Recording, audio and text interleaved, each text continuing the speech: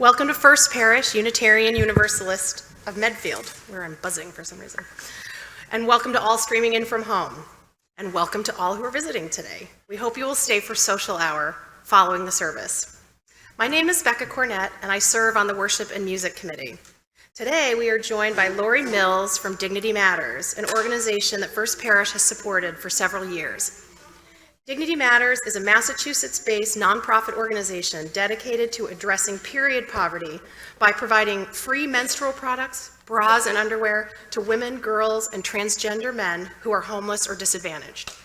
Their mission is to help individuals stay healthy, regain self-confidence, and live with basic dignity. And I see a huge collection of donations in the back. I'm really excited about that. So thank you, everybody, for your generosity.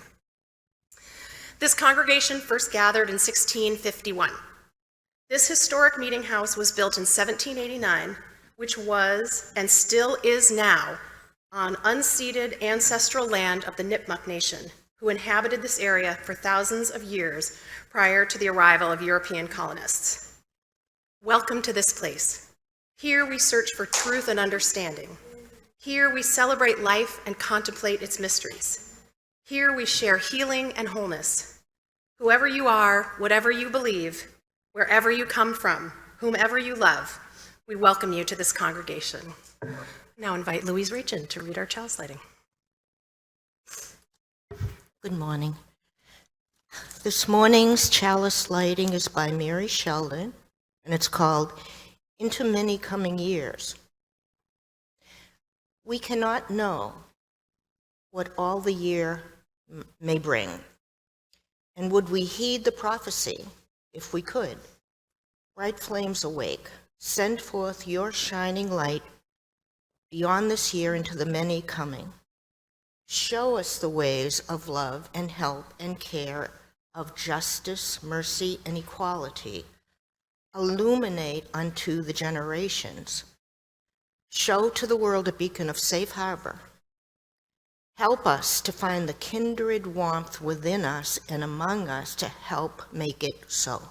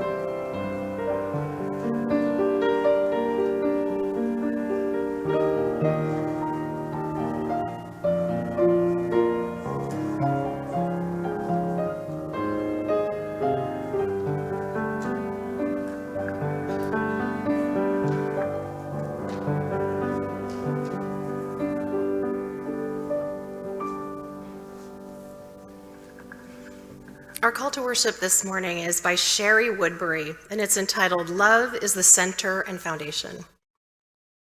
Again, we reground ourselves here in our highest values. Love is the center and foundation of this faith. Love is the power that holds us together as a community. As we enter into worship, then let us open our hearts to the healing power of liberating love.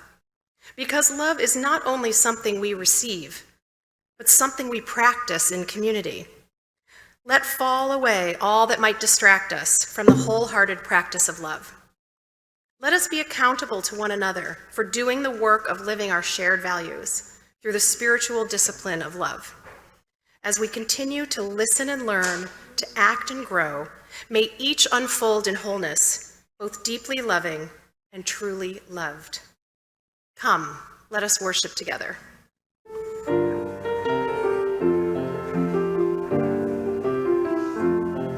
Oh, come together in truth. Oh, come together in peace. Oh, come together in joy and sharing. Come together in knowing and caring. Come together, oh, come together in love. Please rise as you are able and join in singing our first hymn, Immortal Love, number 10, in your gray hymnal.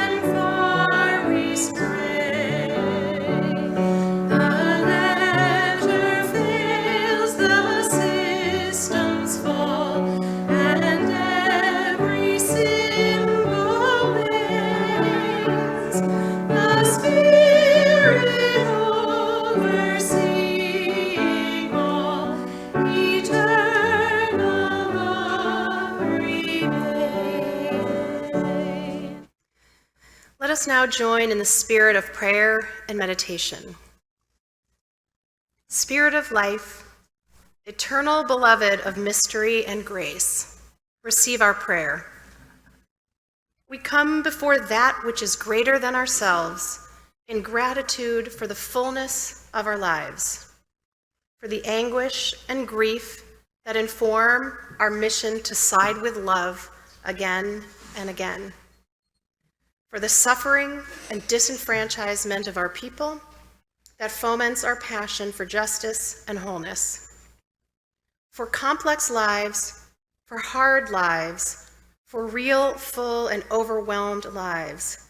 We give thanks for the blessings that we have been given, the reassurance of community, the steady warmth of hope, and the unwavering faith that there will be better days. We give thanks and seek your grace. Spirit of love, come alongside with all the holy nudges that we need, so we may live in such a way that we celebrate all the blessings that we have been given, so we may be the blessings in the world. Now let's join together in a moment of shared silent meditation.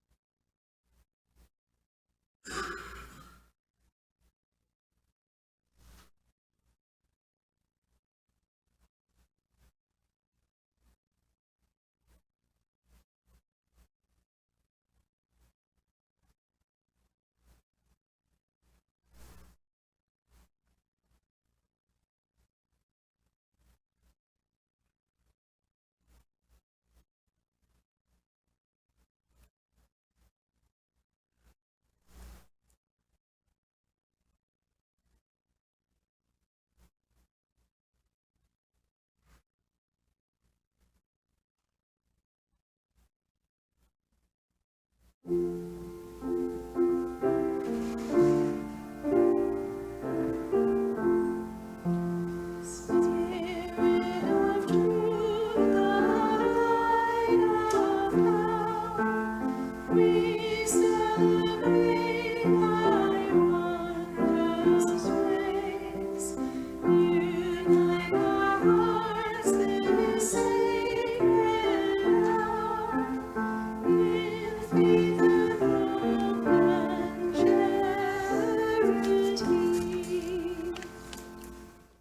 now invite Louise Rachin again for the morning's readings.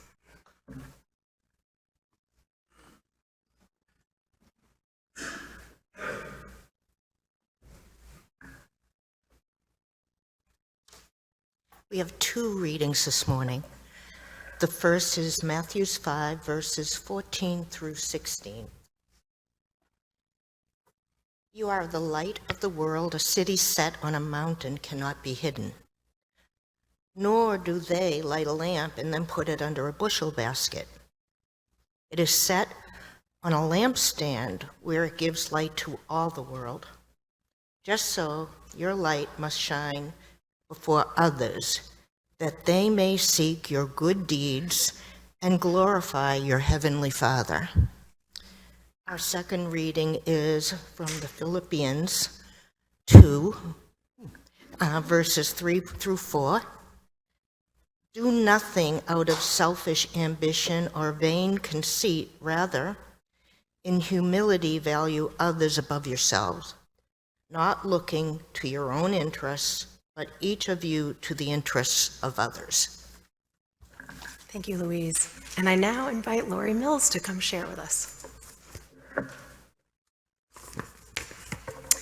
Good morning, everyone. I'm so happy to be here today. I know this congregation has been a huge support to Dignity Matters for probably 4 or 5 years now, and we really appreciate your support in so many ways. And I'm glad we were finally able to find an opportunity for me to come and speak to you about Dignity Matters today. I love the passage from Matthew 5, 14 through 16 that in part reads, "You are the light of the world. In the same way, let your light shine before others, that they may see your good deeds and glorify your Father in heaven." And I'm really happy to talk about how Dignity Matters is shining God's light in the world, and particularly here in Massachusetts. Since its inception, Dignity Matters has been shining a light on a very hidden issue, and that is period poverty. It's not something that a lot of people are aware of. I know that I was not aware of it until 2017, when the founder of Dignity Matters, Kate Sinatra Butler, she spoke at a women's business networking meeting that I was at. And that was the first time that I had ever heard about period poverty. And she told her story about how she was walking through Copley Square with her daughter, and a homeless woman approached her and asked her for a tampon. And she just had such compassion for this woman that she would ask a perfect stranger for something so personal. And it really, I think it was God's nudge to her to look into this and find out why this woman didn't have access to what she needed. And so that's how it started. Kate started exploring this issue, and here's what she found: that menstrual products are rarely donated to shelters. They're very expensive, as we know, and even more expensive now with inflationary prices. And there's no government support. So food stamps do not cover menstrual products.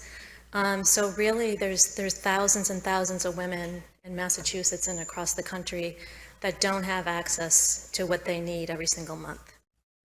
So, and the impact of period poverty was what really struck me. She talked about how 1 in 4 girls are missing school regularly. They're missing school 3 or 4 days a month, every single month. And at the time, I had a 14-year-old daughter who was in 9th grade, and I couldn't imagine her missing school every single month for 3 to 4 days, and how far behind you get. You just can't keep up after a while. So that really stuck with me. 1 in 3 moms living in poverty have chosen to buy food instead of menstrual products. And 1 in 3 women with hourly, low-wage jobs miss work regularly. And they also, because they don't have access, they use unsanitary things like socks and newspapers, which cause all kinds of health issues. So there was just a huge need that she saw, and that's how Dignity Matters was launched, was in November of 2016. And I really believe in this meeting that God shined a light on me to get involved. I couldn't stop thinking about it, especially to the impact on girls. And so I contacted Kate to ask her what I could do. And I thought she was going to ask me to maybe do a drive here in Medfield, or maybe pull a gathering together or something. But what she asked me to do was start a chapter here in Medfield. And this was completely out of my comfort zone. I had never done anything, launched anything like that before. It was a new organization to me. There weren't any really established chapters at the time that I could follow their lead. So it was truly out of my comfort zone. But I think 2 of my God-given gifts are organization and connection.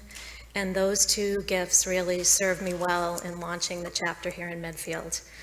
The chapter launched in September of 2017, and I partnered with several local organizations, some churches in town, some local businesses, and they agreed to have collection bins for me.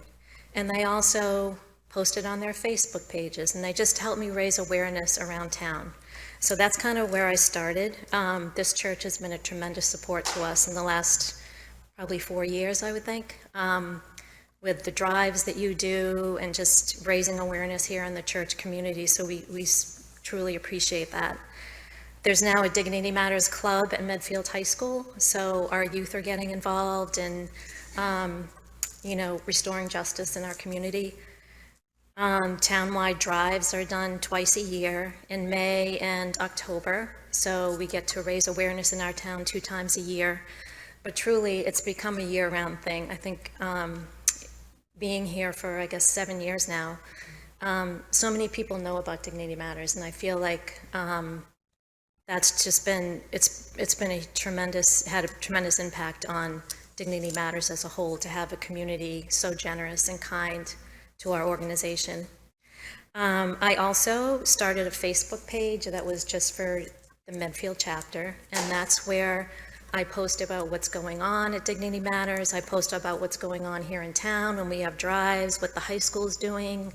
I have what I call our bra brigade, which Becca is part of. But basically, we get thousands of bras donated every single year, and every single one of them has to be washed, inspected, and refurbished. So it's a lot of work, but it goes back to dignity, and we want the bras to look new for these women. So I have my bra brigade that's constantly washing bras for me in town. And then we've partnered with the Medfield Food Cupboard as well. So they are one of our distribution partners, probably for about 5 years now. So Dignity Matters every single month provides products for them. So all that being said, we've grown into the largest chapter at Dignity Matters because of the generosity and kindness of this community. So what we do, so Dignity Matters provides free menstrual care and undergarments currently for 17,000 women. We distribute through 190 partners, and those are comprised of several different things. 19% of our distribution goes to homeless shelters. 27% goes to public schools, and this is really done through an organization called Katie's Closet, which you may be familiar with. There's a little similar to Cradles to Crayons, but what they do is they provide clothing for students in need. They set up a closet in a school, and a teacher can go with the student to this closet where they can pick out whatever it is they need, coats, boots, clothing. And now they can get menstrual care as well. So that's how we distribute to public schools. A couple of years ago, we started distributing to community colleges and state universities. That's 9% of our distribution currently. Food pantries have been a really efficient way for us to distribute. because many of the clients that need these products are already going to a food pantry. So currently 22% of our distributions are through food pantries, and that's growing every day. So currently we're covering 63% of cities and towns across Massachusetts. That's primarily in eastern Massachusetts, starting from the Merrimack Valley all the way down to Cape Cod, now Martha's Vineyard. We're as far west as Worcester, although we do have a brand new partner in Springfield. So we're pushing out that way. We moved our warehouse from Framingham to Westboro this year, actually, last spring. So that's going to help us be in a more central part of the state so that we can reach further out west. So we've made a lot of progress since 2016. From the inception in 2016, Dignity Matters grew steadily to about 4,000 by 2020. We were serving 4,000 women every single month. But our really explosive growth happened during COVID. We grew from 4,000 a month to serving 10,000 every single month coming out of COVID. There was just so much more need. The homeless population grew. People were out of jobs, couldn't afford what they needed. And so we kind of shifted our distribution from schools, since many of them were closed, to emergency shelters. And we supported people in that way. So today, now we're up to 17,000 women and girls every single month. And this week, I just got the 2024 numbers that I can share with you. We distributed menstrual products to 182,000 women. We distributed underwear to 12,000, bras to 7,600, and we distributed in total 3.7 million items to those in need. So I'm really proud to be part of what I consider to still be a very grassroots organization that's had such an amazing and huge impact in our communities across Massachusetts.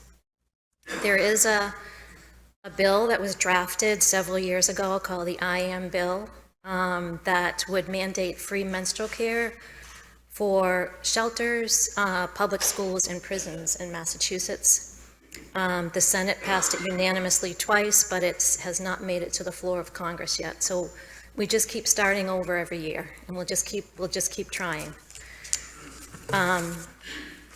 So every item that we distribute comes from our community.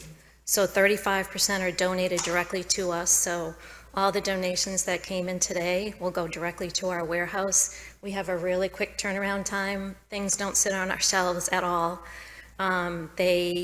We distribute every 2 months. So things come in and things go out really quickly. So we really appreciate all the donations that you brought in today. They have a big impact. 65% of donations, 65% of our product is purchased with your financial donations. So I would say 2019-ish, we secured a contract with a wholesale distributor for pads. And we can purchase from them at 25% of the cost of retail. So it has allowed us to serve many more women with that contract. So today, a $3 donation gives 1 month of dignity to a woman. So it doesn't take much to have an impact. So I'm very grateful that God gave me the nudge to get involved in this organization. Like I said, I kept thinking about it. It kept coming in my head. And I knew that it was a nudge to do something, to get involved. And it was way out of my comfort zone, and I think that's what God does, right? He pushes us to grow and to move into areas that we might not be comfortable with. So I would just say, when you're feeling a nudge, it might be God asking you to shine your light in the world on somebody who needs it. So listen for where God might be leading you into service for others. And I thank you very much for having me today, and thank you so much for all the donations that came in. Very appreciated.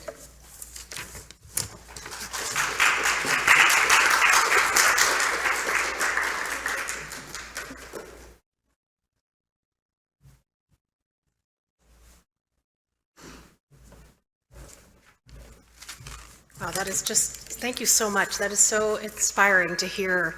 I had never heard your story of how you got started, and, you know, as you said, it was just sort of ground up, right? It's really incredible, really, really incredible.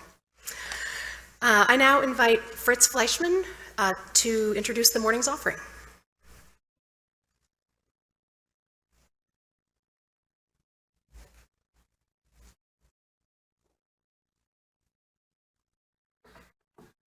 Good morning. I want to add my thanks to Laurie for all you do. This is just marvelous. Dignity. In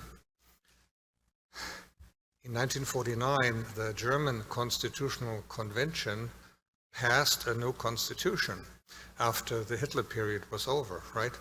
Guess what the first sentence is? Die Würde des Menschen ist unantastbar. The dignity of every human being is unassailable. The first sentence of a new constitution.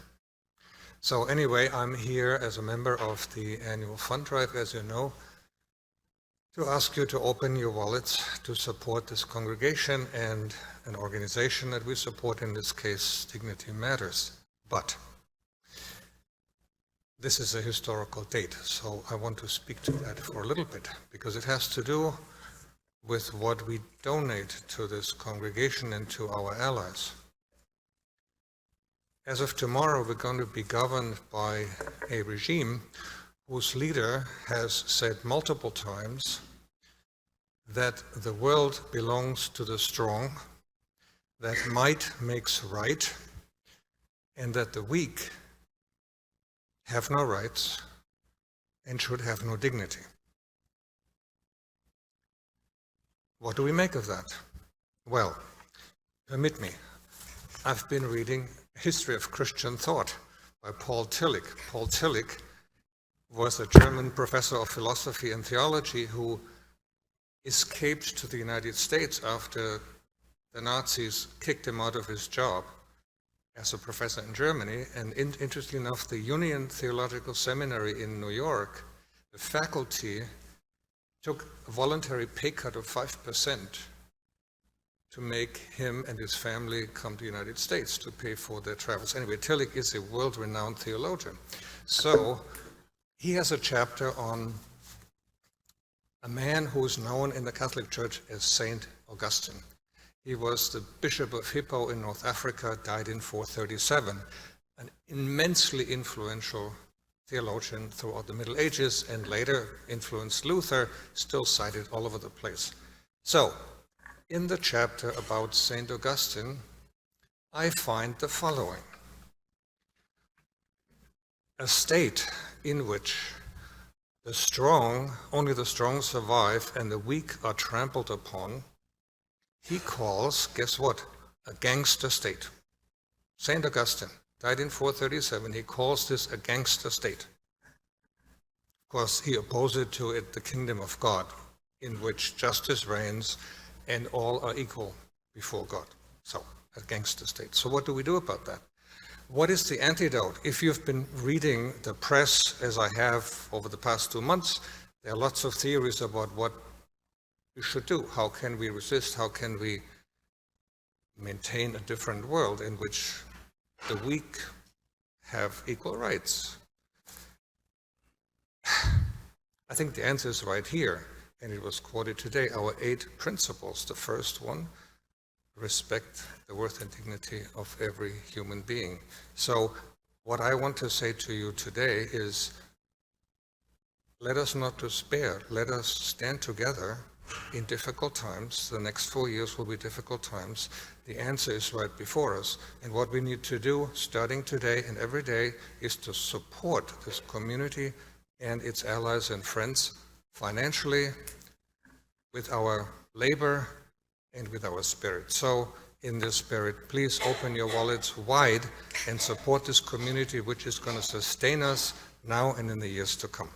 Thank you for putting up with this rant.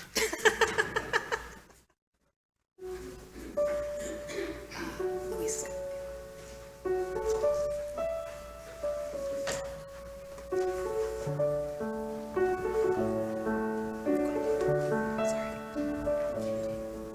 Sorry.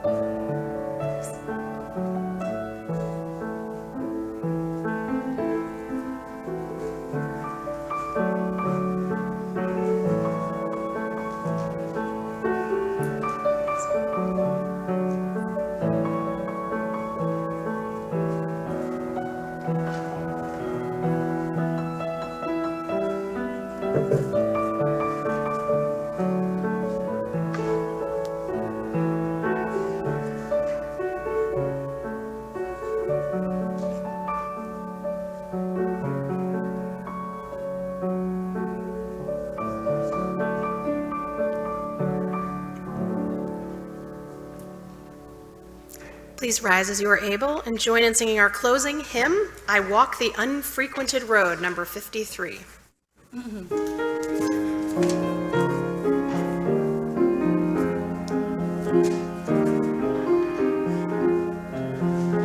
I walk the unfrequented road with open eye and ear.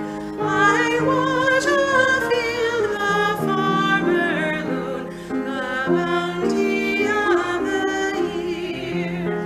I filch the fruit of no one's toil, no trespasser am I, and gather reap from every soil and from the boundless sky.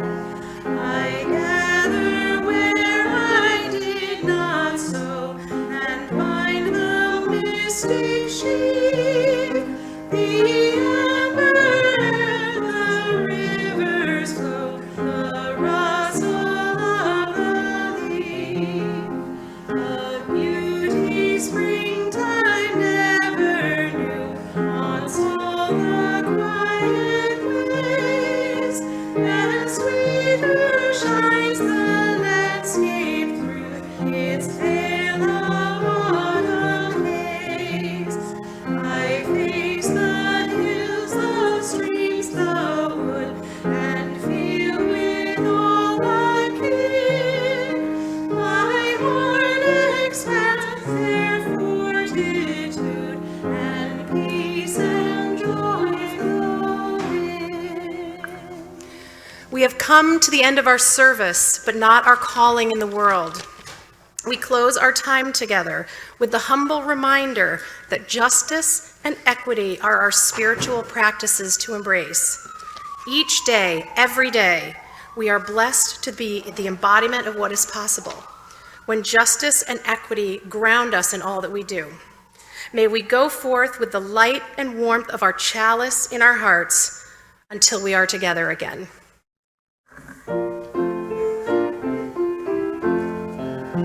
Until we meet again, we share our sacred trust, to live in light, to do the right, and grow in loving care.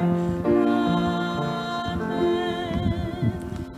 I will now extinguish our chalice, but may its light and warmth stay in our hearts until we meet again.